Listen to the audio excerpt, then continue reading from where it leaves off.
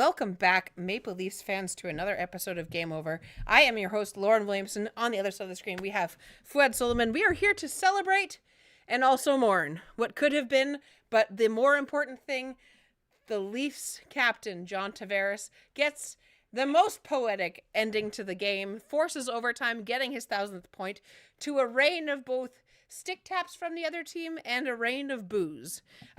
Welcome to Game Over Toronto. We are happy to have you. I hope you had a good weekend. We are going to be here tonight and tomorrow night, obviously, as always, after every Leaf game.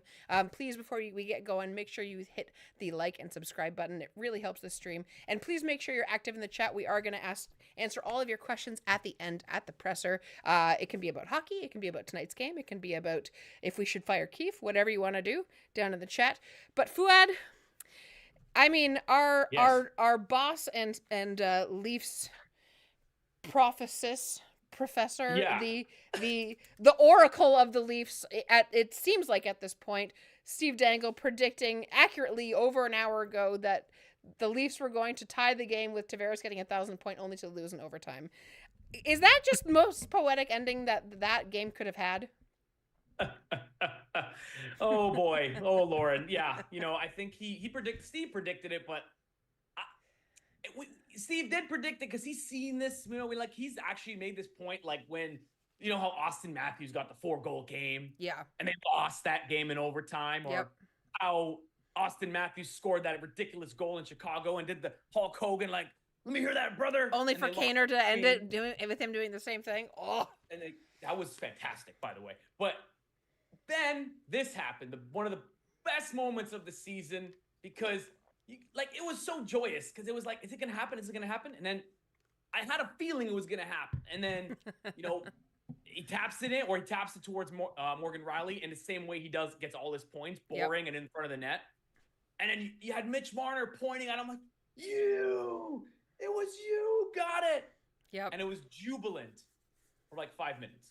Yeah. And if that. And it's gone. Yeah, exactly. It was the most Leafy ending to a Monday night game that we could have hoped for. Like in recent years, and even so far this year, the Leafs on Monday nights generally don't play well. I don't know what it is. I don't know if there's something in the water or what, but the Leafs generally don't play well on Monday nights. So for them to come back the way that they did, even though they go down 3-1 in the second period, it felt like from the outset of the second period, Fouad, you're not sitting in the center, buddy. Whoa, bye-bye. You gotta stop leaning in. It felt like through the whole second period that overtime was just kind of going to happen. It kind of felt that way from like halfway through the second period, just all the way to the end of the game. I was shocked that they tied it with 6 seconds left, although it's something that they've done recently fairly commonly with an empty net, which has been great. But it felt like the whole second half of the game that we were just kind of working towards overtime. Did you feel that too?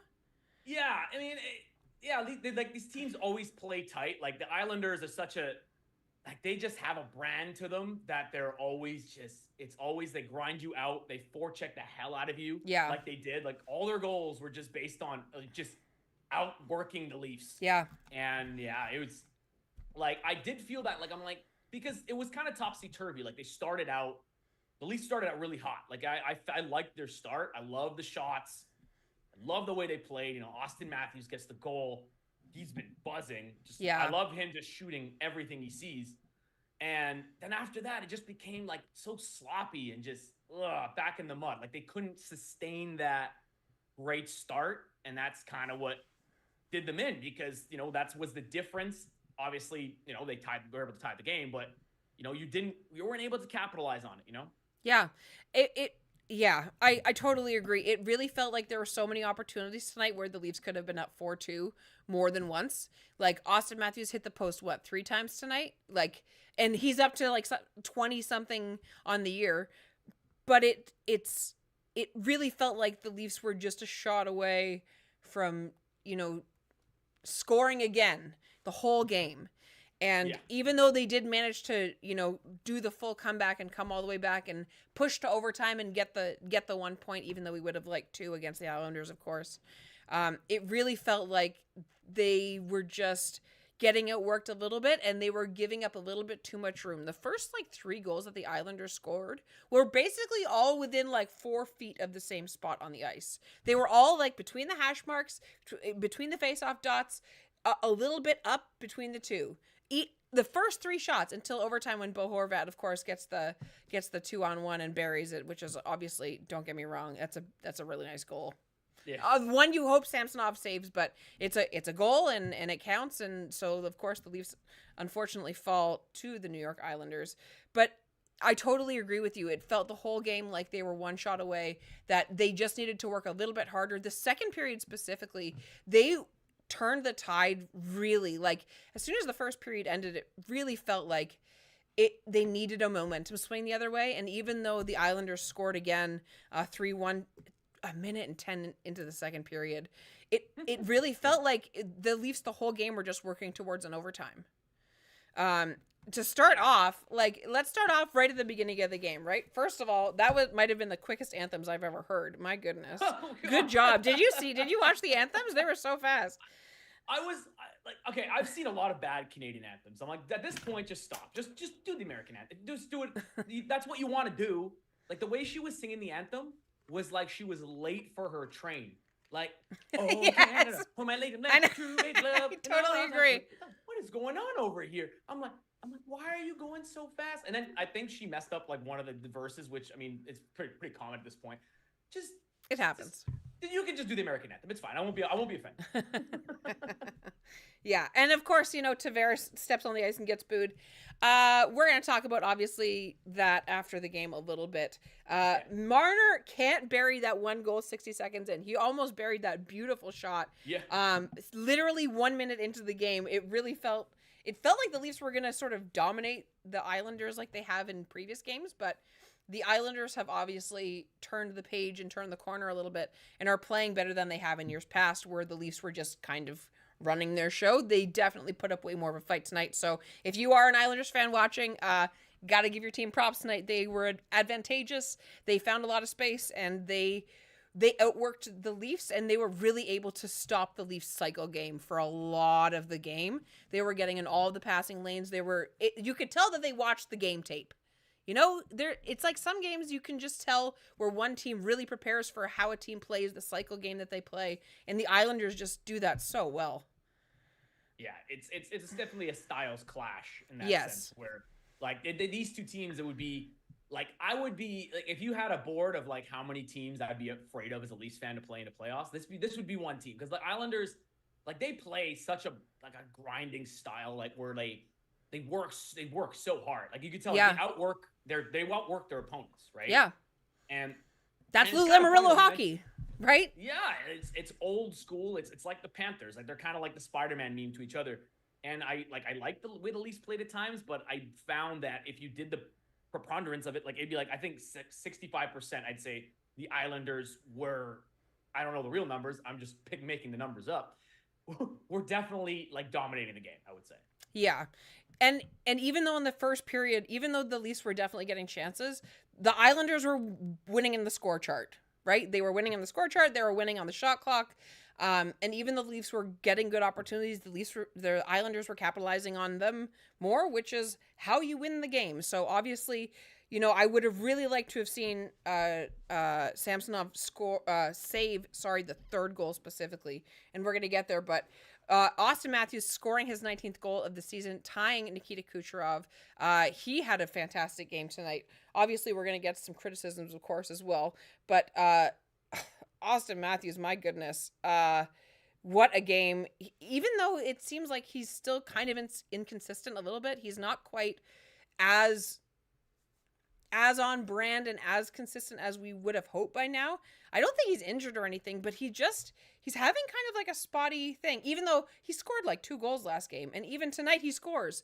And so obviously, we're picking the world's teeniest feathers out of the pillow, but it was really good to see him score. 5 minutes in, Leafs score first. It's something that they have done, but for the most part in the season, they don't score first. And then, of course, what happens 4 minutes later?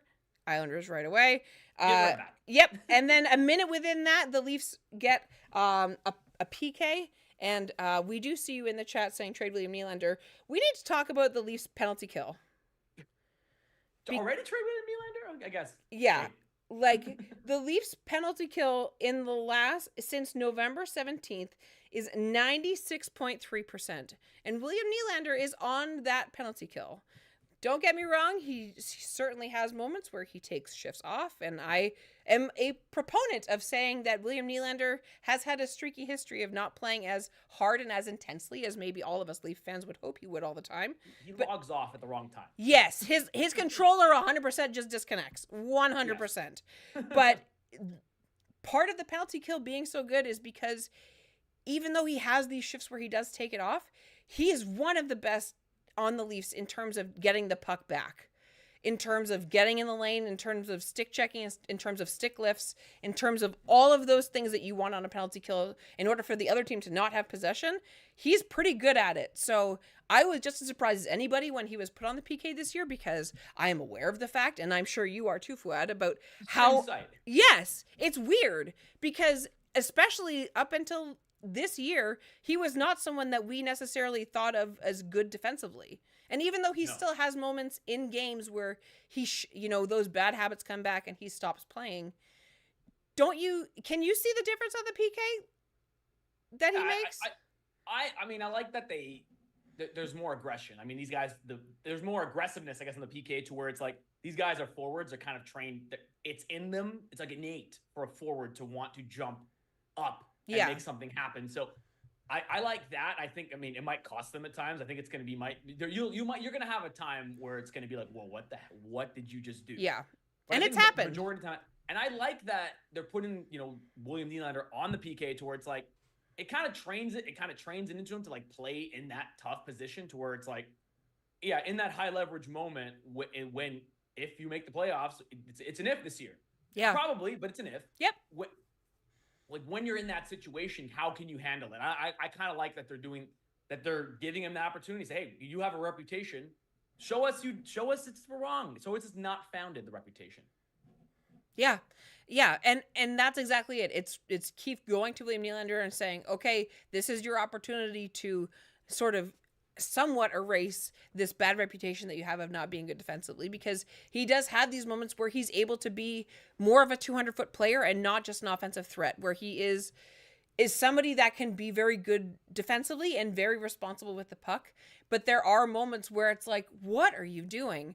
But despite all of that, the Leafs kill that penalty. And even though Cizikas scores with 1:27 seconds to go, that Marner missed interception right in front of the net, That's rough. Like, they deserve to like intercept meter on that. Like, how many times out of 100 does Mitch Marner stop that puck right in front of the net? Yeah, if you had to guess. I don't like that. I mean, if you're in front of the net, it's got to be 100%.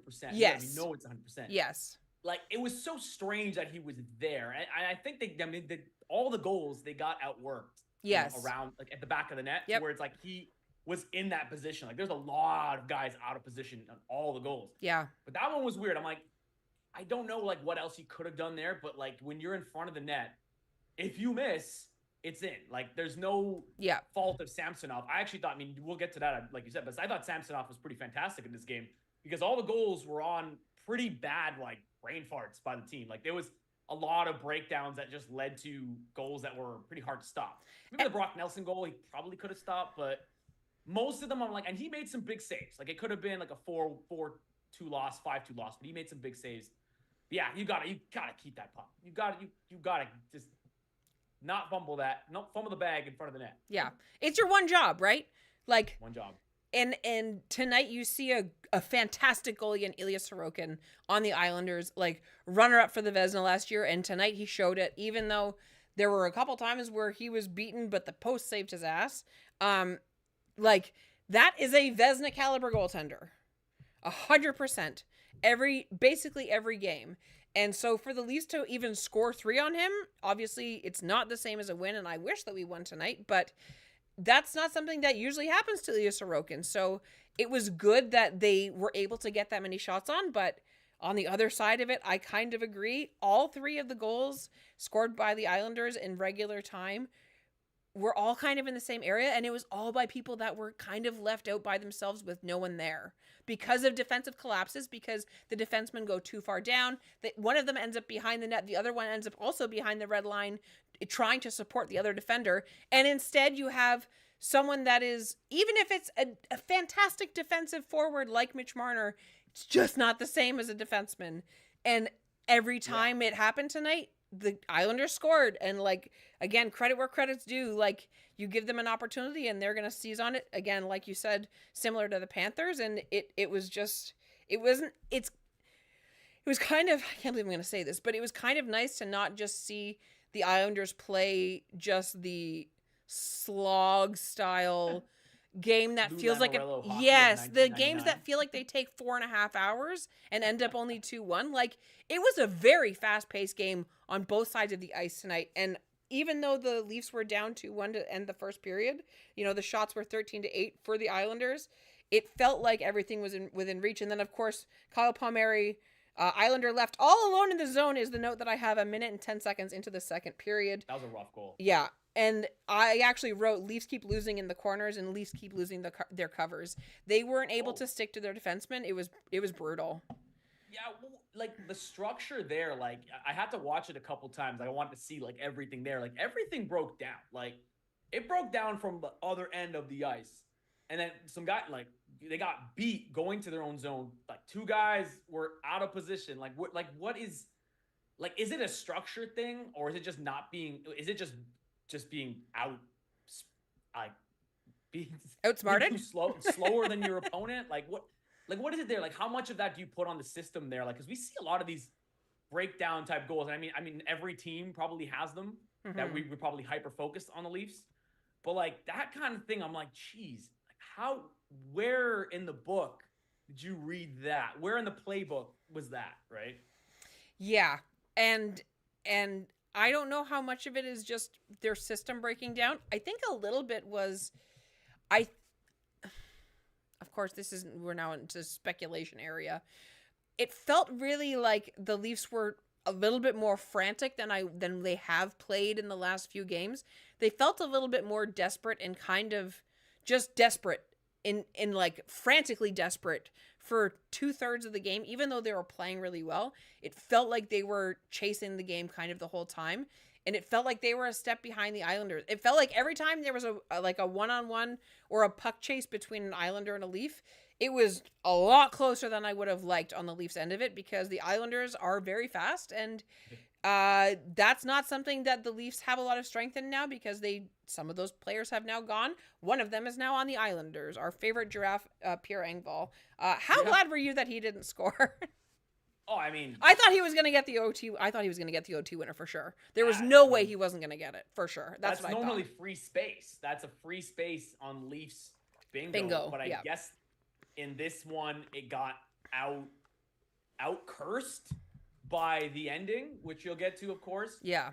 By losing that game where it was such a joyous moment. It was like everyone jumping on the guy. But I mean, it felt like they lost the plot. I'm surprised Pierre Engvall did not score a goal. It's kind of weird seeing on that team like, oh, the guy that we always thought could do more but never did was on the Islanders. I'm like, oh, Engvall. Like, it's just hard. It's hard to see him on another team for some reason. Yeah. I mean, don't get me wrong. There are things about his game that I definitely miss on the Leafs. Like, he was very good on the PK. I don't miss how much of a goal black hole he was, or wasn't, I guess. The Tavares goal with 13 minutes to go in the second period. Still getting booed 5 years later. It was a really nice goal. Yeah. It was a really nice goal. Yeah, you could see it starting to set up where Connor Timmins offensively was really good this game. Like I like what we saw from him this game. Defensively, a little bit of another story. Yeah. But great feed to Tavares, and like I said before, I feel like every one of John Tavares' goals it's like his personality is the goals. Like, it's so rudimentary, no wasted motion, no wasted words. Yeah. Just fundamental in the net. That's it. Yeah. Like that. It just feels like his play matches his personality. But yeah, again, it was a great goal. I mean, that deflection, like, he's the deflection king. And It got us closer. That's what got the game kind of like, because the game started to get away, and I was kind of watching and being like, oh, okay, here we go, 3-1 against the Islanders. Yep. Let's just slog this to the end. But he gets the goal. The bench is going crazy. I'm like, oh, dang, there's something else to play for here. And yeah, it got the game going, and I'm glad that they had that kind of incentive at least to get the extra point, I guess. But yeah, it was a great goal, and it made the game interesting, which is not often with a game against the Islanders.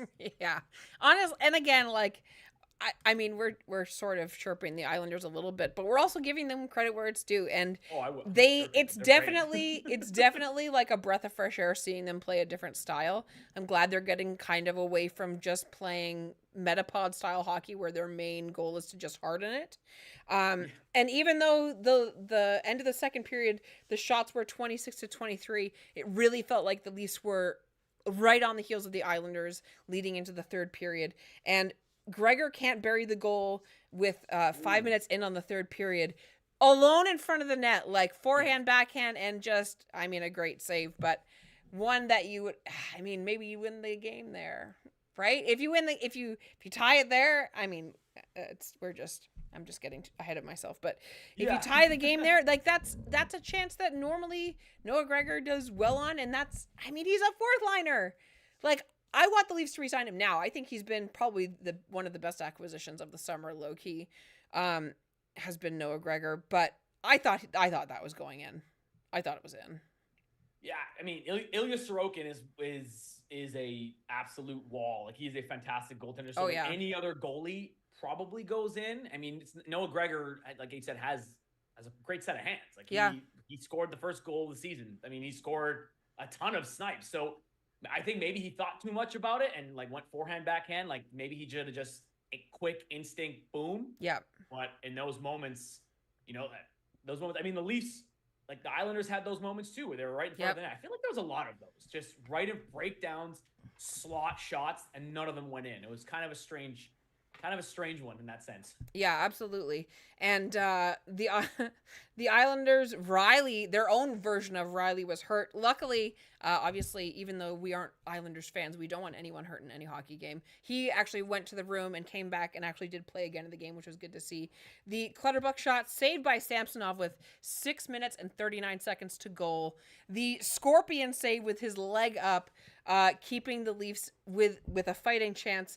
Timeout with 63 seconds to go, and Morgan Rielly with 6.4 seconds to go from the captain, John Tavares, getting him his 1,000th point, and William Nylander. And like we said at the start, the bench cleared. The ref said it was cool. I don't know who was happier. I don't know if it was Mitch, Poppy, or John Tavares' dad.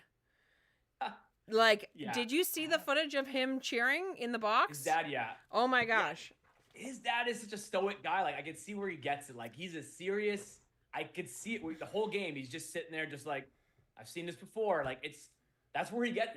Like they look very alike. And I love seeing his emotion too, because you can tell he's a pretty stern guy. Like he's probably he seems like a stern, stoic guy. And Tavares too. I like seeing him like celebrate extra, because again, like he's someone that we don't usually see show that much emotion. Kind of reminded me a little bit of Game 6, where it was like, oh, we felt that. We felt that emotion come out of him, because he's a pretty. He had that clutch goal, and he had a clutch goal here to tie the game. But yeah, what a great milestone for sure. Like, what an awesome.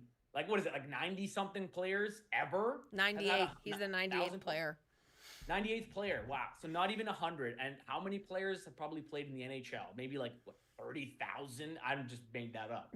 But there's like 1,000 now, so probably more, right? Like, you know, it's a lot of people. A lot of people have done that. He's in the top 0.01 percentile. That's great. I mean, that's something that you can't take away from him. He's a future Hall of Famer. Yeah, sure. It's regardless of whatever else he does in his career, just that milestone alone is something to really consider. There are a lot of players that play way more games than any other player in the league that never get even close to getting 1,000 points. So obviously a huge moment for him. And even before the game, John was actually talking in the pregame interviews about how special it was, because it's actually the dad's trip right now. The dads were there on Saturday as well, and of course today, and I think they're going to be there tomorrow. And he actually talked openly about the fact that his dad wasn't able to come and see him play a lot when he was growing up because his dad was working 2-3 jobs, 6-7 days a week in order to provide enough resources and enough opportunity for his son to be able to go and live his dream. And so for his dad to have been there tonight, even though, I mean, it's kind of a perfect, like, full circle moment, right? Like, he gets drafted by the Islanders, he leaves, and he gets his 1,000th point back against the team that drafted him. And even the Islanders themselves were given stick taps on the bench. And, you know, regardless of what team any player plays for, when they hit 1,000 points, it's rarefied air. And it's really special that his dad was not only able to be there, but it was, you know, against his former team and with the team that he's probably going to retire with, that he's the captain of. And it was just a great moment. And I think I hope, like, I should have put money on it because it was just so perfect for it to have happened tonight. I'm so happy it did because everyone involved, like, I don't know who seemed happier. Like like, that's probably more emotion than his dad has shown publicly, like, in his life. Yeah.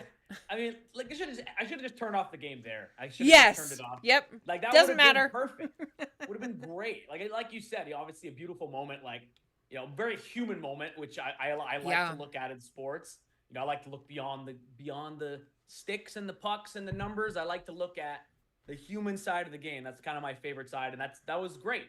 And, you know, if John Tavares, I kind of wish John Tavares had a little bit more attitude to where, like, he just did, like, he kind of like did this to the crowd or something like that. But I guess, you know, he didn't have to because, you know, they did lose in the end. But no, that would have been no.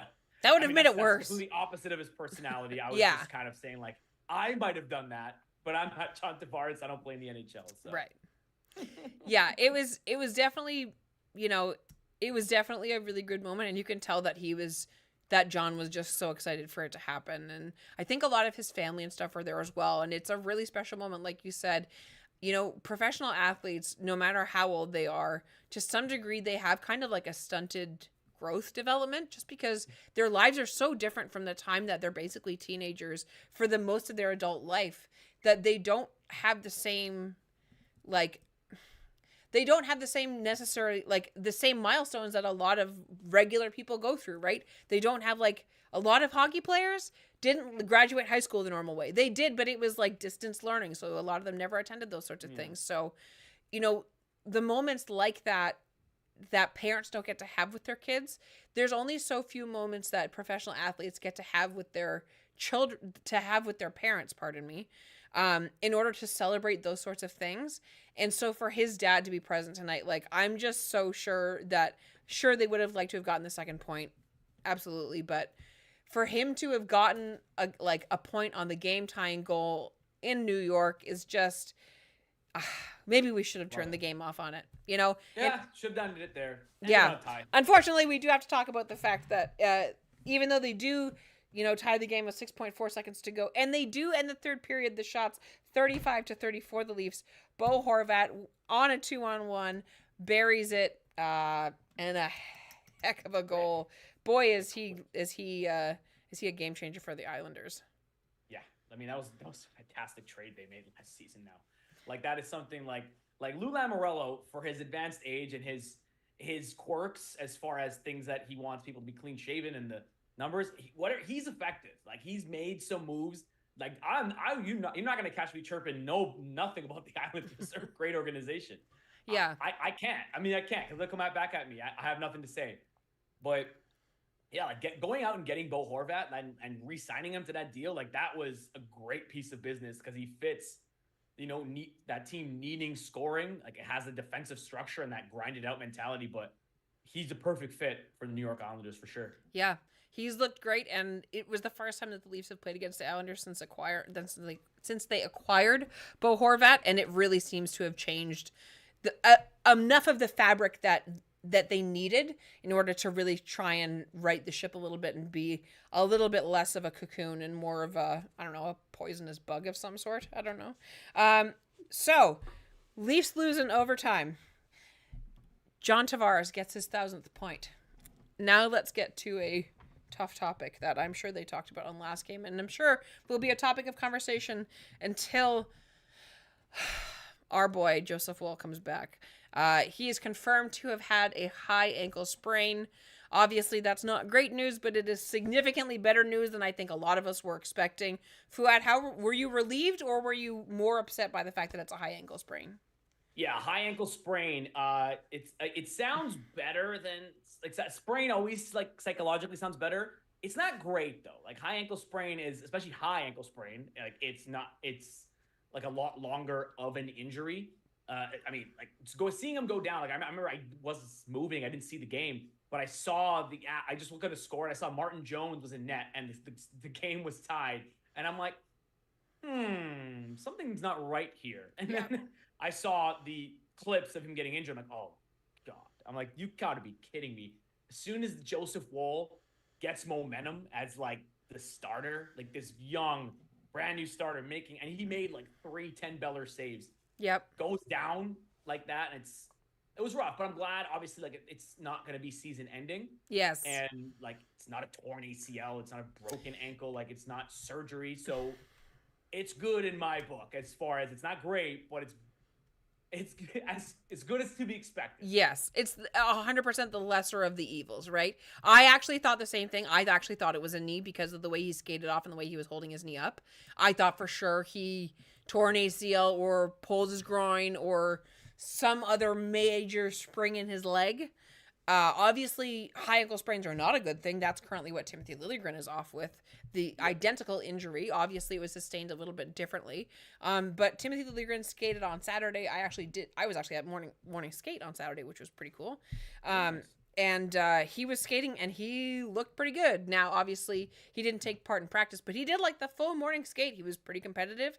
Obviously, he's still a little bit away from being back, but like Timothy Liljegren's been out since the beginning of November, and 6 weeks, yeah. And roughly. The Leafs are still 14-6-4 with one of our best defensemen out of the lineup, and Mark Giordano also out of the lineup. And obviously, we were all hoping that Joseph Woll would be able to be the backstopper that we've all been hoping, and he has shown himself to be.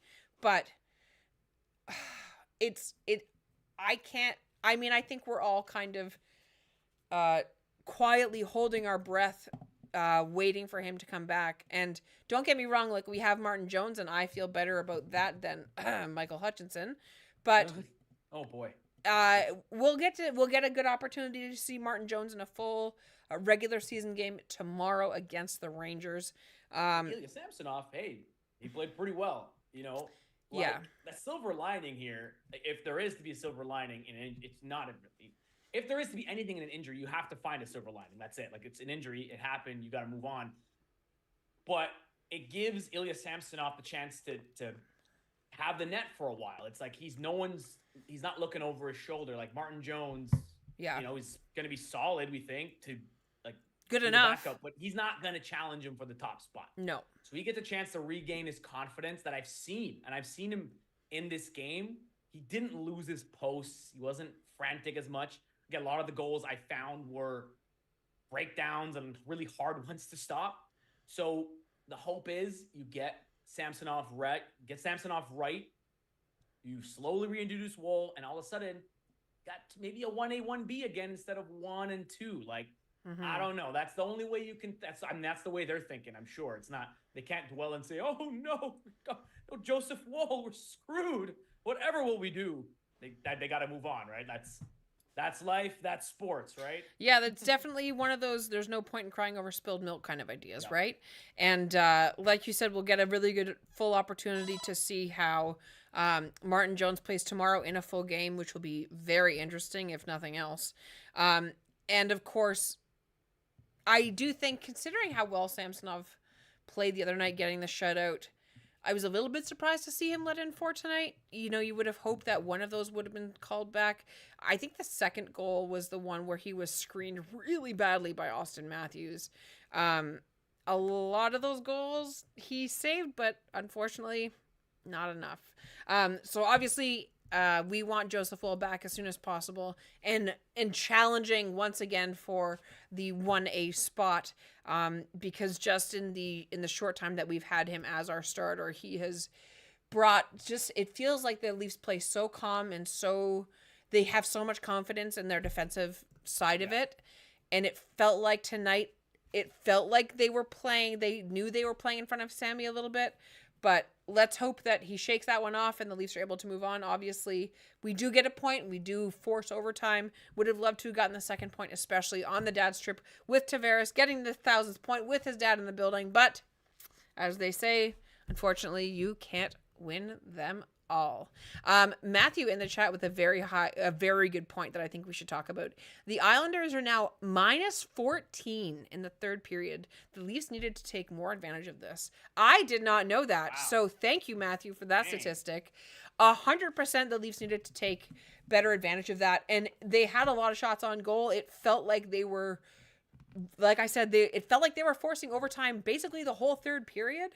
And there was more than one opportunity where the Leafs could have banked a fourth one in, and it just felt like it wasn't gonna roll that way. Yeah, I mean, great stat. Credit to Matthew in the chat. I didn't know that. I mean, but you could kind of see it, I guess, like where they kind of didn't have the same verb. Like you could see which teams won each period. Yes, I think the first started out pretty well with the Leafs, like I said, but the Islanders won the first period. Periods. Leafs won the third. I mean, I think they won the third period, but you don't win by periods, you win by games. But yeah, it was really interesting. They should have done. I mean, I guess they got it together to keep it minus 14 and not minus 15 or 16. Yeah. But like you said, I mean, the Leafs do have to. It's the story of the season. You got to take advantage, and you gotta take advantage of when you're up. And they weren't up in this game, but when you have the edge, right? Yeah, for sure. And I know that there are some Islanders fans in the chat. We do see. So thanks for watching. Hey, I'm normally I don't pump the tires of the team we played against and lost against. But I just want to say for Islanders fans that are nice people, I'm glad that your team is playing a little bit better, and it's probably a lot better hockey to watch. Normally, Leafs games against the Islanders are kind of a crapshoot. They're either very high scoring offensive games for the Leafs, or it's just a defensive nightmare bog from the never ending story. And so for the Leafs and Islanders to have such a fast paced, such a high paced game, I think we're both, let's just air a high five here. Let's air a high five. Bang. How good of a hockey game that was, even though the Leafs don't get the second point. And obviously we want that all the time. Yes, please. Let's go. The Islanders fans. Okay. I have a question. Why do they continue to boo John Tavares when I get it, but why do they continue? That was going to be my next point. Yeah, okay. It's been, so to the nice Islanders fans, please welcome. Can you tell us why it's been 5 years and you're still, how long is it going to be? Like, is his contract going to expire and he's still going to be booed? Like, here, I had a thought in the second period, in the second intermission there, not period. What would happen? Just let's remove ourselves from this fandom bubble really quick. What would happen if, let's say, in some other multiverse, John Tavares finishes his contract here in Toronto and then goes back to the island? Oh. Would they go back? Would they still boo him? No. Would you want, I don't think so. Islanders fans, would you want him, first of all, would you want him back? Let's say it's on a very reduced contract. And how do you think the upset fans that continue to boo him, how do you think that would go over? I think that, I mean, I'm here for the chaos at that point, if that was to happen. It's a good point. I mean, we've seen an analog of that, not quite the same player, but LeBron James left Cleveland in 2010, went back in 2014. Now you still the level of athlete is not the same.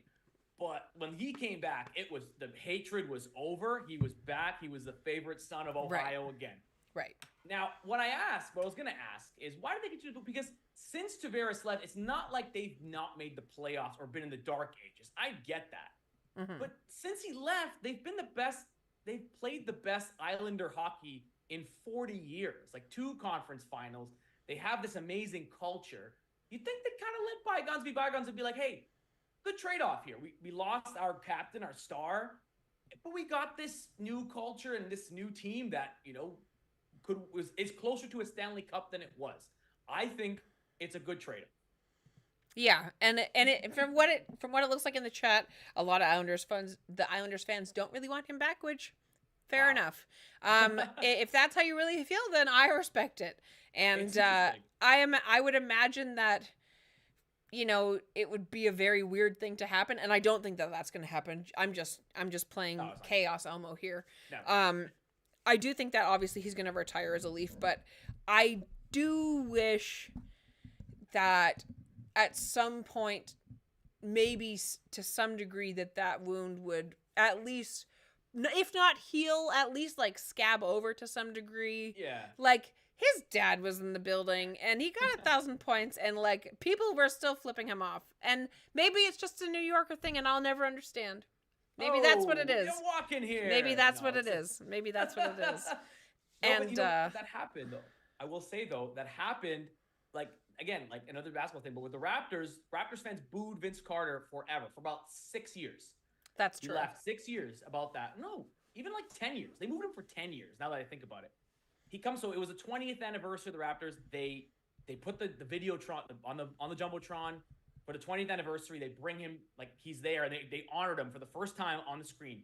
People started booing, and then slowly they started cheering. And he comes out and he's crying, and that was it. After that moment, he was cheered like a conquering hero. Yeah. So maybe it takes 10 years. Maybe the Islanders game office, they got to play a video, be like, hey, welcome back. And then maybe they'll be like, okay, sorry. Okay. Maybe not. I don't know. I think they Different tried cities, that different already. Situations. I'm just finding I think he's already gotten a dedication video, but I digress. Oh, did he? Yeah, I think so. That's great. State of survival. We will boo for 150 plus years. Well, then I applaud your commitment, sir or madam. Hey. I applaud your commitment. Please make sure you hit your questions down in the chat. We're going to be doing the press conference in just a quick second. Make sure if you're down there, you hit like and subscribe while you do as well. Did you have anything specifically that you want to talk about the end of the game here, Fouad? I think we got it. I think we got a lot of it. There was a question towards the top, I think also from Matthew again. Who comes out? Where is it? Who do you take out for Liljegren?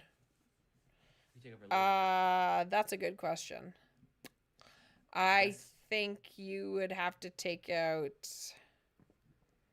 Yeah, it's tough because, Benoit's been really good. Lagesson's pretty tough. I guess, I like Lagesson's games. I like Lagesson's game.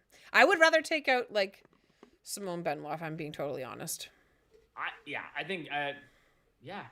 guess, again, both those guys were not NHL defensemen to start the season, so it's like, you're still getting your NHL defenseman back. He's at least a top 6 guy, so yeah, I'm not gonna cry either way. You kind of got to pick the guy you think is shown himself to be better, and you put him in there. None of those guys are probably gonna finish the season up. Most of them probably won't, considering what's probably gonna happen at the trade deadline. I'm sure there's gonna be some sort of shenanigans, some sort of roster turnover. So I don't think you're gonna see William Lagesson or Benoit start the playoffs. That's my prediction. No. So I'm no. Yeah, so it's going to happen eventually. Whatever it is, I think just get some better defensemen. Luke Venables. Welcome back, Luke. Frequent flyer Luke Venables. If you had your choice, would you prefer your favorite American team to win the cup or your least favorite, most hated Canadian team to win the cup? I would want my favorite American team to win because I don't want to think about how insufferable Andrew Berkshire would be if they won the cup right now while I'm working for SDPN. I don't know if I want to consider that. So, quick answer, my American team, go Kraken. Let's go. How about you, Fouad? Excellent question, Luke. Excellent question. That's a good question. So, the Eastern Seaboard Canadian teams, so all the Eastern Conference Canadian teams aside from two of them aside from the Leafs. Those ones would be tough. Yeah, I felt like I liked Colorado winning the cup a couple years ago. I kind of jumped on the bandwagon just because I'm such a Nazem Kadri fan. Right. So that felt really good. Yeah, I wouldn't. Yeah, Montreal winning the cup. I'd be like the fandom there is just so great, but I can't fathom that happening. It would hurt too much. I would lose it. Give me a Canadian team I don't hate, like the Oilers winning the cup. I don't mind them. Yeah, fair enough. Yes, American team. Go. American team to answer your question. Yeah. Brandon Paul, welcome to Game Over, Brandon. Happy to have you here. STPN, did you see the 1,000th point the Isles put up? But congrats, JT graphic up on the Jumbotron. I did. And I actually do think that the Isles as an organization is classy. I think that sometimes some of your fans, not so great. But on the flip side of that, there are lots of Leafs fans that are pieces of shit. So fair enough. Through big groups of people, some people are going to suck. That's just the way it is. Yeah, it's just by proxy. That's what's going to happen. Who's going to go, Nylander or Marner, or will the team sign both? Man, I can't even fathom going back into Marner negotiations again, if I'm being real. I think if you keep one, I don't know how you trade Mitch Marner simply because of his no move. You can. I mean, well, you can if he wants to go, but I mean, have you seen much? Okay, Mitch Marner here is basically Shaquille O'Neal and Snoop Dogg. He gets so much endorsements in Toronto. I don't think he's leaving on his own accord. And, you know, he loves it here. He's from here. I don't think he's going to. Yeah, that's a tough one. I mean, like, they kind of painted themselves into a corner. Like, I know that, you know, Steve theorized on his podcast that, you know, if it wasn't for Kyle Dubas, you know, saying, I don't know if I'm going to come back, and then Shanahan firing him, that one of those guys would have been gone. And people think, hey, probably would have been Marner because he would have fetched more. Yep. And he would have had a no move. He wouldn't have had his no move clause kick in. But that's then. This is now. Yeah. I mean, I'd say Marner, if you could get, that's the thing, you can't, because then you have no leverage. If he just says, I'll only go to Montreal, well, you're not going to trade him there, and then Montreal will offer you a 4th round pick. Like, no, sometimes players say that they only want to go to Montreal, and then they end up going to the Kings, right, Pierre-Luc Dubois? So there's always something you can do. But yeah, I think at this point, like logically, it would probably be Nylander, but he's going to expire. They're in a tough position. They got to find another way. They got to sign both. That's the only way. Nick has the best point of this whole argument, but Nylander takes the TTC. You have a good argument. Yeah, you have a good argument, Nick. I think that's because he's always late. No, that's why he's late. That's why he's late, is he takes the TTC. Let's do one last question from Abby. I think I know the answer, but I'm going to ask the question. Who would you rather win the cup, Boston or Montreal? No. If you put a gun to the earth, I would have to say Montreal, just because I will never root for Boston. Ever. Sorry. Ever. Yeah. I would rather have to deal with Andrew Berkshire having won the cup and his team having won the cup than Boston again. I think it's been long enough for Montreal. Yeah, between those two teams, what are you picking? Between those two teams, I would say ole, ole, ole. I would say that for sure. Listen, Montreal's fans have suffered longer than Boston fans have, okay? That city wins all the time. They always win. Yep. All their teams win. Montreal could use a dub. Kid at the parade says, I've been to this many parades. And I'm like, I'm 30 and bald, and I've been to one. So Montreal, they haven't won since I've been born. So I would pick them. I'd be happier. Andrew Berkshire's a friend. So I'd be like, hey, I'm happy for you. You know, one of my best friends is a Montreal fan too. So, you know what? Go Habs, go. Done. Oh, don't say that. I might have to mute you next time. Don't make me mute you. I have the button. You got the button. The other thing too is Montreal does have blue and white. So if I squint really badly, I could pretend like it's not them. All right. So if you have stuck with us through the whole stream, thank you for being here. I hope you had a good time hanging out with Fouad and I. I think Harnish. Who's streaming tomorrow? Harnish and Fouad are going to be streaming tomorrow after the Rangers game. Let's hope the Leafs can have a better outcome on the other half of New York against the Rangers, who are also on a heater. That is going to be an awesome game. I will be in the chat tomorrow, so please make sure you are here. If you had a good time, please make sure you hit like and subscribe. If you have any questions that we didn't get to, please throw them in the comment section. We will try and answer them tomorrow or whenever Fouad and I stream again together. You can find both of us on Twitter. I am at Lauren in the Six. My name is Lauren Williamson. Fouad, go ahead and pump yourself there, buddy. Hey, I'm Fouad. I'm Fouad_sports at Twitter. On Twitter, I rant about the Raptors a lot lately, and the Leafs. I just rant about it's like negative Toronto sports, and sometimes I put out videos and stuff like that. So Take a look. I think you'll enjoy it. Could be fun. Could be fun. So before we head off, I do just want to say one extra congratulations to our captain, John Tavares. Congratulations, sir, on your 1,000 point. Well earned. Happy to have you as the captain of our team. Go Leafs, go. We will be back tomorrow. Have a good night, everybody.